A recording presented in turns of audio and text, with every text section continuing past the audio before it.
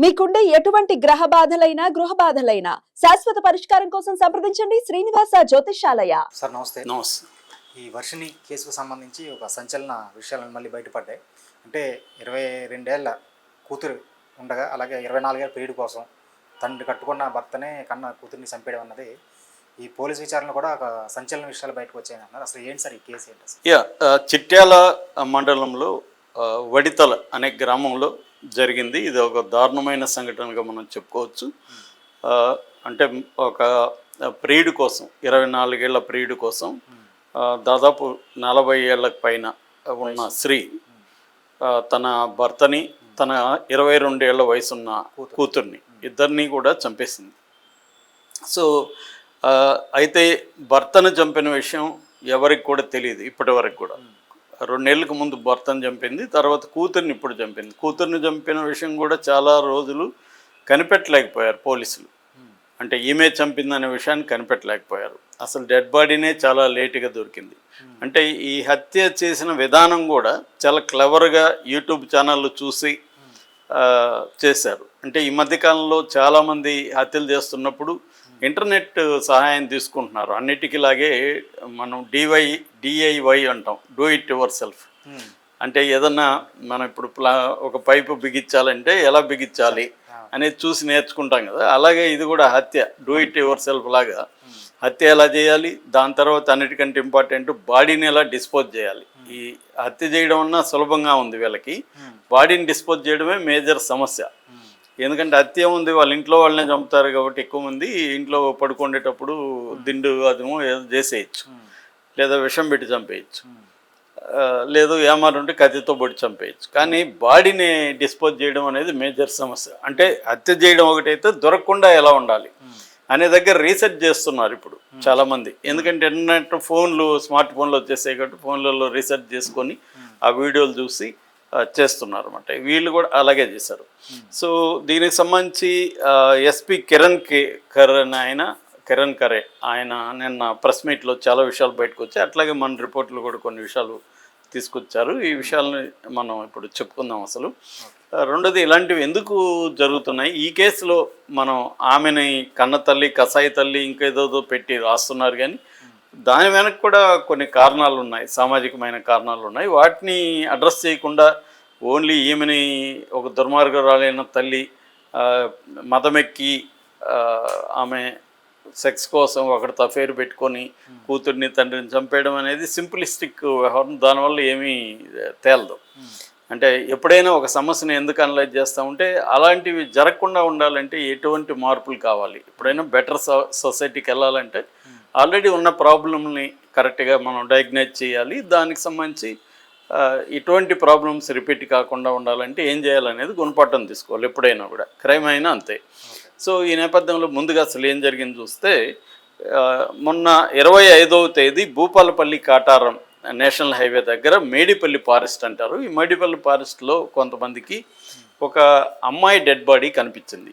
అది ఆల్రెడీ కుళ్ళిపోయిన పరిస్థితిలో ఉంది. అక్కడ నిమ్మకాయలు, తర్వాత పసుపు కుంకుమ, ఈ మిరపకాయలు, ఇలాంటి చేతబడి కైండ్ ఆఫ్ కొన్ని హెయిర్లు అవి కనబడ్డాయి. దాని తర్వాత ఈ అమ్మాయి ఆధార్ కార్డు కూడా అక్కడ ఉంది. దాంతో వాళ్ళు పోలీసులకు ఇన్ఫామ్ చేశారు. పోలీసులు వచ్చారు. ఆల్రెడీ ఈమె చిట్యాల పోలీస్ స్టేషన్లో తల్లి కప్పల కవిత ఆమె పేరు, ఈ అమ్మాయి పేరు కప్పల వర్షిణి. సో ఈ తల్లి 3వ తేదీనే ఆమె మిస్సింగ్ కంప్లైంట్ ఇచ్చింది. నా కూతురు మానసికంగా అమ్మాయికి సరిగా లేదు, సో కొద్ది రోజుల నుంచి అమ్మాయి సరిగ్గా ఇంట్లో ఉండట్లేదు, ఇప్పుడు కంప్లీట్గా మిస్ అయిపోయింది, ఫోన్ చేస్తే కూడా తీయట్లేదని పోలీస్ స్టేషన్లో కంప్లైంట్ ఇచ్చింది. వాళ్ళు జనరల్గా విచారిస్తున్నారు తప్ప దీని మీద లోతుకి వెళ్ళలేదు వాళ్ళు. ఈ లోపల ఈ డెడ్ బాడీ దొరకడంతో ఐడి కార్డు కూడా, ఆధార్ కార్డు ఉంది కాబట్టి ఈ అమ్మాయి అనేది వాళ్ళకి అర్థమైంది. దాంతో తల్లిని వాళ్ళని పిలిపించారు. వాళ్ళని క్వశ్చన్ చేస్తే ఈ అమ్మాయి ముందు కొంత మెంటల్గా సరిగా లేదు సార్, అందుకని ఈ చేతబడులు చేసేవాళ్ళు వాళ్ళతో వీళ్ళతో తిరుగుతుంది కొద్ది రోజుల నుంచి అనేది ఈమె చెప్పింది. ఎవరు వాళ్ళు అంటే నాకు కూడా తెలియదు, చెప్తూ అట ఉంటుంది అని చెప్పారు. సో వీళ్ళు ఏమనుకున్నారంటే ఇది చేతబడికి సంబంధించిన హత్య కావచ్చు అనే యాంగిల్లో వీళ్ళు ఎవరెవరినో పట్టుకురావడం, వాళ్ళని విచారించడం ఇలా జరుగుతుంది. ఈ క్రమంలో వీళ్ళు మామూలుగా పోలీసులు ఏంటంటే డౌట్ ఎవ్రీబడి అనేది వాళ్ళ థీరీ. సో అలాగా తల్లిని కూడా ప్రశ్నించారు. ఎందుకంటే తండ్రి లేడు, తండ్రి 2 ఏళ్లకు ముందే ఆయనకి 5 ఏళ్ళుగా పక్షవాతంతో ఉన్నాడు వీళ్ళ భర్త కుమారస్వామి. వీళ్ళకి 2 పిల్లలు, పెద్దమ్మాయి పేరు వర్షిణి, చిన్నమ్మాయి పేరు హన్సిక. చిన్నమ్మాయికి పెళ్ళి అయిపోయింది, పెద్దమ్మాయికి పెళ్లి కాలే, ఇంకా 22 ఏళ్ళు పెద్దమ్మాయి. సో చిన్నమ్మాయికి అయింది, ఈమె భర్తతో ఉంటుంది. భర్త పక్షవాతంతో 5 ఏళ్ళుగా ఉంటే ఈమె సేవలు చేస్తుంది. భర్త 2 నెలలకు ముందు హార్ట్ అటాక్తో చనిపోయినాడు అనేది అందరికీ చెప్పింది ఈమె. అలాగే నమ్మారు కూడా. అప్పుడు పోలీస్ కేసు కూడా కాలేదు, ఎందుకంటే ఆయనకి ఎప్పటి నుంచో పక్షవాతం కాబట్టి 5 ఏళ్ళుగా సడన్గా హార్ట్ అటాక్ వచ్చింది, చనిపోయినాడంటే అది అందరూ కూడా నమ్మారు.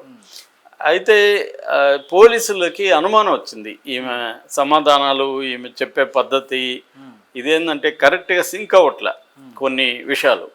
దాంతో వాళ్ళకి ఈమె మీద అనుమానం వచ్చి ఈమె ఫోన్లు అవన్నీ తీసుకొని చూస్తే ఈమెకు ఒక లవ్ అఫేర్ ఉందనే విషయం అర్థమైంది. ఈమెకి అక్కడే సేమ్ ఊర్లో జంజర్ల రాజ్ కుమార్ అనే ఒక 24 ఏళ్ళ కుర్రాడితో లవ్ అఫేర్ ఉంది. ఈ వయసు దాదాపు 40+, ఎందుకంటే 22 ఏళ్ళ కూతురు ఉంది కదా. సో వీళ్ళకి 22, 23 ఏళ్ళకు ముందు కుమారస్వామితో పెళ్ళైంది. వాళ్ళు ఈ ఊర్లో ఉంటున్నారు, చిన్న చిన్న కూలి పనులు అలాంటివి చేసుకుని బతికేవాళ్ళు. అయితే ఆయనకి 5 ఏళ్ళ నుంచి పక్షవాతం వచ్చి పడిపోతే ఈమె కష్టపడి ఈమె పనులు చేసి అతన్ని చూసుకోవడం, కూతుర్ని కూడా పెంచుకోవడం చేసింది, పెళ్ళి కూడా చేసింది. సో ఇంతవరకు బాగానే ఉంది. ఇప్పుడు ఏమైందంటే ఎప్పుడైతే వాళ్ళకి లవ్ అఫైర్ ఉందని అర్థమైందో దాంతో వాళ్ళకి ఆమె మీద డౌట్ వచ్చి ఇంకా ఆమెను తమ పద్ధతులను అంటారు కదా, అలాగా అంటే కొట్టి లేకపోతే బెదిరించి మొత్తానికి విషయం రాబట్టారు. సో దాంతో ఆమె ఏం చెప్పిందంటే మా భర్తను కూడా నేను మా లవర్ కలిసి చంపామని చెప్పారు.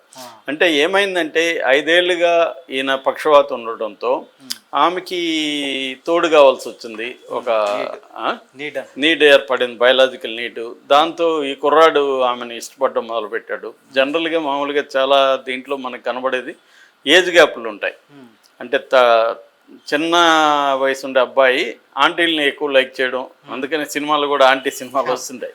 సో దీని వెనక మళ్ళీ సైకాలజీ వేరే ఉంది, అది పక్కన పెడితే. సో ఈ చిన్న వయసు అబ్బాయిలు ఆంటీలు లైక్ చేయడం, ఆంటీలు కూడా చిన్న వయసు అబ్బాయిలు లైక్ చేయడం, ఎందుకంటే వీళ్ళు డైనమిక్గా ఉంటారు, ఎనర్జెటిక్గా ఉంటారు, పైగా తనంటే క్రేజ్ ఉంటుంది. ఈక్వల్ ఏజ్ వాళ్ళకి ఇవన్నీ ఉండవు. వాడు ఏంటంటే పని చూసుకొని వెళ్ళిపోదాం అనుకుంటాడు. వీళ్ళకి ఎమోషనల్ ఇది కావాలి, తన పట్ల క్రేజీ కావాలి, ఇవన్నీ ఆ ఏజ్లోకి వెళ్ళిపోతాయి. ఎవరు కూడా తన పట్ల క్రేజ్గా ఉండరు, ఎమోషనల్గా తన నీడ్స్ని ఫుల్ఫిల్ చేయరు, తన పట్ల కేరింగ్గా ఉండరు. అట్లాగే ప్లెజర్ కూడా ఒక ఎనర్జెటిక్ ప్లెజర్ వాళ్ళకి ఇవ్వలేరు, మిగతా ఏజ్డ్ కావచ్చు, భర్త కావచ్చు. అలాంటి టైంలోనే వీళ్ళకి అఫైర్స్ ఎక్కువ మంది, కొంత పిల్లలు పెద్దగా అయ్యి భర్త బిజీ అయ్యి ఆ క్రమంలో లేడీస్, మిడిల్ ఏజ్ లేడీస్ ఎక్కువ అఫైర్లు పెట్టుకునే వ్యవహారం మనకు కనబడుతుంది. కరెక్ట్గా ఈమెది పొజిషన్ అదే. ఈమెకి 5 ఏళ్ళుగా ఇతనితో అఫైర్ లేదు భర్తతో, ఎందుకంటే అతను పక్షవాతం కాబట్టి ఆమెకి నేచురల్గానే నీట్ కావాలి. దాంతో ఈ కుర్రాడు దొరికాడు, వీడు క్రేజ్గా ఉన్నాడు తన పట్ల. సో తనకి నచ్చిన విధంగా బిహేవ్ చేస్తున్నాడు. రెండోది కొంత తన కంట్రోల్లో కూడా ఉంటాడు పిల్లోడు కాబట్టి. అలాగా వీడితో అన్ని రకాలుగా ఆమెకి ఏర్పడింది, అఫైర్ కంటిన్యూ అవుతుంది. ఇది భర్తకి తెలిసిపోయింది. నేను చాలాసార్లు చెప్తుండే, ఇంట్లో దాచడం చాలా కష్టం, వెరీ రేర్ కేసుల్లో మాత్రమే జరుగుతుంది. భర్తలు పట్టించుకోని వాళ్ళు ఉంటే ఓకే, కొంతమంది చూసి చూడనట్టు పట్టించుకోరు, ఎందుకులే ఈ వ్యవహారాలు అనేసి వదిలేస్తారు. అలాంటప్పుడు వాళ్ళ జరుగుతుంటాయి. కానీ భర్త అనుమానం ఉండి నిఘా పెడితే మాత్రం కనుక్కోవడం సులభం ఇవ్వాలి. ఎందుకంటే ఫోన్లో ట్యాప్ చేయడం అనేది ఈజీ. ఫోన్ నీకు నేను చాలాసార్లు చెప్తుంటా, సంవత్సరంలో ఒక 10,000 కడితే మనకు ఒక స్పై యాప్లో ఐడి ఇచ్చేస్తారు. ఆ స్పై యాప్ని ఫోన్లో తీసుకొని మనం ఇన్స్టాల్ చేసేయచ్చు. మీ ఫోన్ నేను ఒక 10 నిమిషాలు తీసుకోవడం పెద్ద, ఒకే ఇంట్లో ఏముంది, 10 నిమిషాల్లో లేకపోతే 20 నిమిషాల్లో ఫోన్లో యాప్ ఇన్స్టాల్ చేసేసామనుకో, మీకు వచ్చే మెసేజ్లు, ఫోన్లు అన్నీ నాకు డాష్ బోర్డ్లో వస్తాయి. అన్నీ వస్తాయి, వాయిసే కాదు, సరౌండ్. ఇప్పుడు మన ఇద్దరం మీ ఫోన్లో వేస్తుంటే మన ఇద్దరం మాట్లాడుకునేది కూడా సరౌండ్, ఇది కూడా అది క్యాప్చర్ చేస్తుంది. అంటే వాయిస్ రికార్డర్ కూడా ఉంటుంది దాంట్లో, అది ఆన్ చేసుకోవచ్చు నేను రిమోట్గా. అట్లాగే ఫోటోలు కూడా మీకు తెలియకుండా ఫోటోలు తీస్తుంది, స్టెల్తీ మోడ్లో ఫోటోలు వీడియోలు కూడా తీస్తుంది. అలాగా చాలామంది ఈ మధ్యకాలంలో అలా చేస్తున్నారు. ఏదేమైనా ఫోన్ నిఘా పెడితే తెలిసిపోతుంది. సో అలాగే మొత్తానికి తనకి అర్థమైనాక గొడవ వేసుకోవడం మొదలుపెట్టాడు ఆమెతో. ఆమె ఇతనికి బాగా భర్త ఎప్పుడైతే గొడవ వేసుకొని నీ అంత చూస్తా అది ఇదని బెదిరించడం ఇంట్లో రోజు గొడవ అయిపోయిందో ఆమెకి ఇతన్ని వేస్ట్ పైగా నేను సేవలు చేయాలి, గమ్మునన్న ఉంటున్నాడంటే లేదు, నన్ను ఇతనితో నాకు ఆనందం లేదు, నా ఆనందాన్ని ఇతను అడ్డుకుంటున్నాడు అన్న దీంతో ఆమె ప్రియుడికి చెప్పింది. సరే ఆయన్ని చంపేద్దాం అనుకున్నారు. సో నిద్రపోయేటప్పుడు ఆయన చంపడం ఏముంది, ఆల్రెడీ పక్షవాతంతో పడుకున్నాడు. సో కాళ్ళు చేతులు పట్టుకొని అతను గొంతు పిసికి ఊపిరాడకుండా చేసి చంపేశారు. చంపేసి అందరికి కూడా ఏంటంటే సడన్గా నిద్రలోనే హార్ట్ అటాక్ వచ్చి చనిపోయినాడని చెప్పారు. అందరూ కూడా నమ్మారు. దహనం కూడా అయిపోయింది. ఎవరు పోలీస్ కేసు కూడా ఇవ్వలేదు.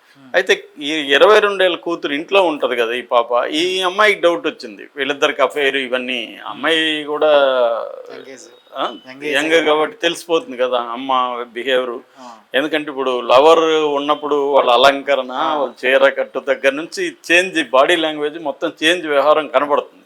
అంటే ఎక్కడికన్నా వెళ్ళేటప్పుడు సింగారించుకొని వెళ్ళడం ఇవన్నీ కనబడుతుంది. ఫోన్లు, మెసేజ్లు ఇవన్నీ ఉంటాయి కదా, తెలిసిపోతుంది క్లోజ్గా అబ్జర్వ్ చేస్తే. అలాగా తెలిసిపోయింది అమ్మాయికి. దాంతో ఆ అమ్మాయి గొడవ చేయడం మొదలుపెట్టింది. నాన్నను కూడా మీరేమన్నా చంపేశారా అన్నట్టుగా అమ్మాయి.